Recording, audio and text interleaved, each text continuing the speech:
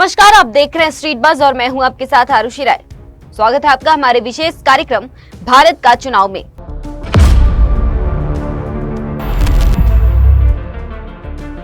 भारत का चुनाव 2024 में आज हम बात करेंगे रांची संसदीय क्षेत्र की।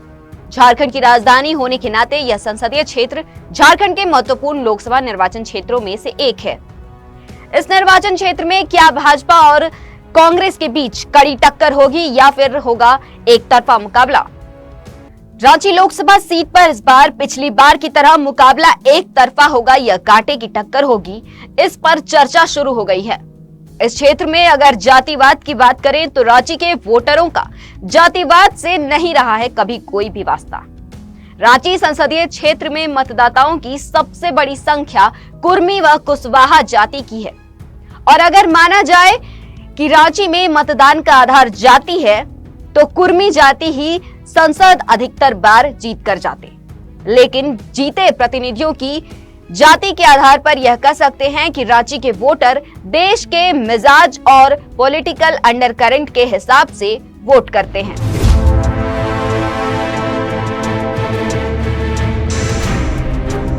बता दें कि रांची लोकसभा सीट में कुल मिलाकर 6 विधानसभा सीटें हैं। इन सीटों में ईचागढ़, सिल्ली, खिजरी, रांची, हटिया और कांके हैं। ईचागढ़ की सीट पर जेएमएम, सिल्ली की सीट पर आजसू और खिजरी सीट पर कांग्रेस का कब्जा है, जबकि बाकी की तीनों सीटें बीजेपी के पलड़े में है।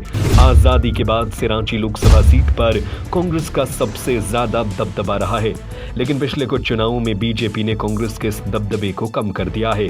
वहीं झारखंड राज्य बनने के बाद रांची सीट पर 2004 में पहला लोकसभा चुनाव हुआ और इस बार लगातार 4 बार रांची से सांसद रहे रामटहल चौधरी को हार का सामना करना पड़ा। कांग्रेस के सुबोधकांत सहाय को अपना उम्मीदवार बनाया और वह विजयी भी रहे, जिसके बाद 2014 में मोदी लहर आई और पाली फिर भाजपा के खाते में चली गई और रामटहल चौधरी विजयी रहे। 2019 में भाजपा ने नए चेहरे संजय सेठ को जगह दिया और 7,06,510 वोट से चुनाव जीत गए। इस बार राजनीतिक दलों ने फिर से 2024 के चुनाव में जुट गए हैं। बीजेपी ने पुनः संजय सेठ पर भरोसा जताया तो इंडिया गठबंधन ने इस क्षेत्र से इस बार महिला उम्मीदवार पर भरोसा जताते हुए सुबोधकांत की बेटी यशस्विनी को टिकट दिया है।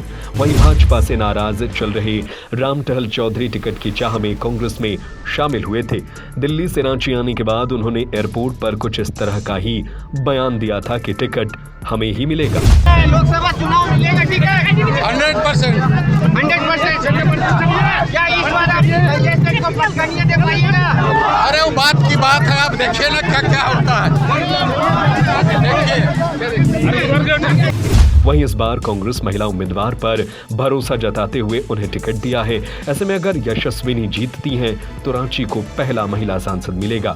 दूसरी ओर भाजपा के प्रत्याशी संजय सेठ ने अपने प्रचार अभियान भी शुरू कर दी और 5 साल में किए गए कार्यों को लोगों तक बताते नजर आए। इसीलिए आपके माध्यम से रांची की जनता को हम बताना चाह रहे हैं कि हम सब ने प्रयास किया कि कैसे क्षेत्र में विकास आए और उसमें माननीय विधायक नवीन जायसवाल जी, माननीय सीपी सिंह जी, समरी लाल जी का अथक प्रयास रहा। हम सब जहाँ जहाँ गए, विधायकों के साथ गए, दिल्ली में मंत्रालय में जाना हो, वहाँ कहीं जाना हो, मंत्री से मिलना हो, सामूहिक रूप से हम सब ने प्रयास किया ताकि क्षेत्र की जनता को हम सब विकास की एक बढ़िया रेखा खींच सकें और एक आदर्श राजधानी रांची को बनाने का जो सपना था उसको साकार किया। रांची लोकसभा सीट झारखंड के 543 लोकसभा निर्वाचन क्षेत्रों में से एक है। इसमें वर्तमान में 6 विधानसभा क्षेत्र शामिल हैं। इनमें से 9,12,800 पुरुष वोटर हैं। महिला मतदाताओं की संख्या 10,03,106 है। थर्ड जेंडर के मतदाता 53 हैं। 2019 में कुल वोटरों की संख्या 12,34,926 थी, जिनमें से कुल पुरुष मतदाता 6,41,669 और महिला मतदाता 5,89,258 थी। 2019 में कुल मतदान प्रतिशत 64.45% था। यह तो हुआ मतदाताओं की संख्या की बात। जब मतदाताओं की बात हो रही है तो हमने कुछ रांची के क्षेत्रों के मतदाताओं से भी बात किया, तो उन्होंने मोदी लहर के कारण संजय सेठ को चुनना चाहते हैं, तो कुछ ने कहा कि अब इस सीट पर बदलाव देखना चाहते हैं। देखिए, रांची सहित पूरे देश में बीजेपी का सफाया होना चाहिए। जिस दर पर महंगाई बढ़ाया गया है, बेरोजगारी बढ़ाया गया है, अत्याचार बढ़ाया गया है, लोकतंत्र को खतरे में डाला गया है, वैसी सरकार हमें नहीं चाहिए।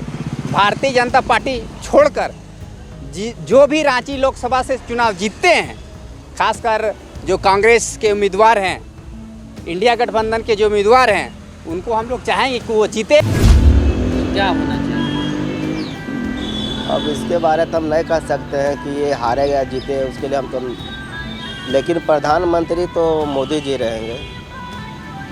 अब संजय सेठ जी अब क्या है नहीं है, एक बारी मगर कम से कम भेंट करने के लिए आ सकते अब वोट इलेक्शन होने के बाद ही पता चलेगा संजय सेठ जीतेगा कि हारेगा। वो तो काम के ऊपर देखा जाता है कि जीते या हारे, वो तो आदमी पब्लिक देखबे करता है भैया। ऐसा बात थोड़ी ना है कि कौन अच्छा काम कर रहा है, कौन खराब कर रहा है। अब खराब किया होगा तो खराब दिखा होगा, अच्छा किया होगा तो अच्छा ही दिखा होगा। अब जनता अब देखिए क्या करता है, इलेक्शन होने के बाद ही पता चलेगा। आप भी जनता हैं, आप भी वोट देंगे। अब समय आने पर होगा, अभी कुछ नहीं कर सकते इसका, तो समय के अनुसार सब होता है भैया, और कुछ बात नहीं है। देखिए, इस बार तो जिस प्रकार हमारा झारखंड का माहौल है और सभी पार्टियां में उथल पुथल मची हुई है, तो रांची संसदीय क्षेत्र में अगर हम देखें तो ऐसे तो हम चाह रहे थे कि जेएमएम पार्टी की ओर से कोई बेहतर चेहरा आता, जैसे महुआ मांझी जी हैं, एक बेहतर विकल्प था, बेहतर चेहरा था जेएमएम की ओर से।